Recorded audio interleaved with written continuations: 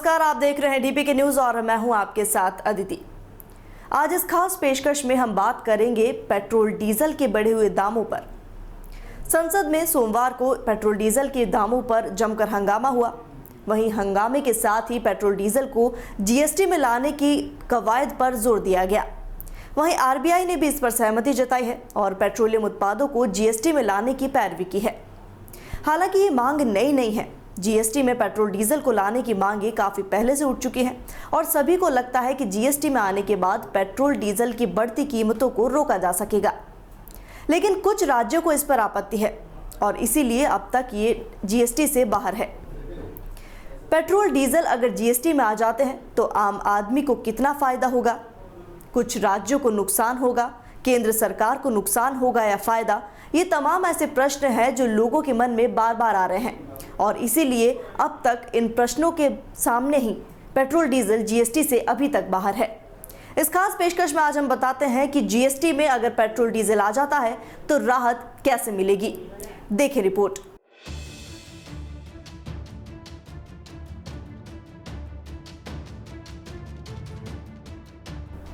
अगर केंद्र सरकार और जीएसटी पर फैसले लेने वाले सभी राज्यों के वित्त मंत्रियों की जीएसटी परिषद ये तय कर ले कि देश भर में पेट्रोलियम प्रोडक्ट्स पर भी सिंगल टैक्स लगे तो क्या होगा? दरअसल सीधे सीधे 15 से 30 रुपए प्रति लीटर की राहत पेट्रोल पर मिलेगी और 10 से 20 रुपए तक की राहत डीजल पर आ जाएगी।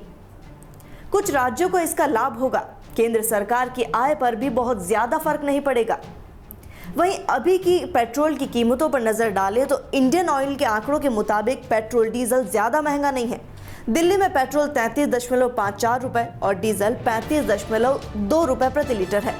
डीलर की कमीशन भी पेट्रोल पर 3.69 रुपए और डीजल पर 2.51 रुपए है।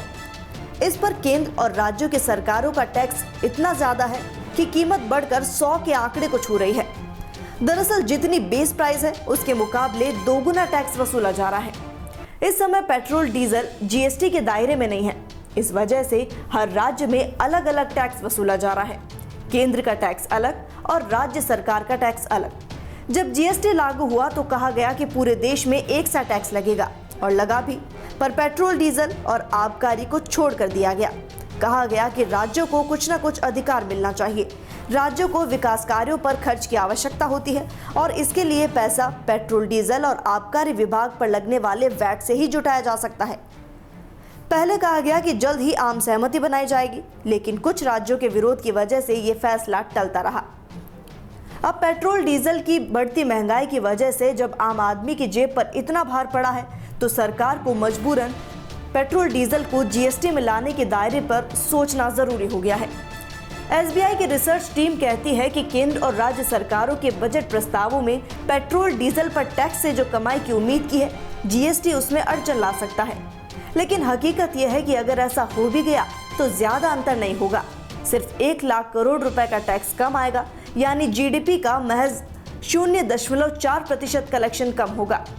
लेकिन फायदा होगा आम लोगों को। आम लोगों को पेट्रोल पर 10 से 30 रुपए तक प्रति लीटर की राहत मिल पाएगी।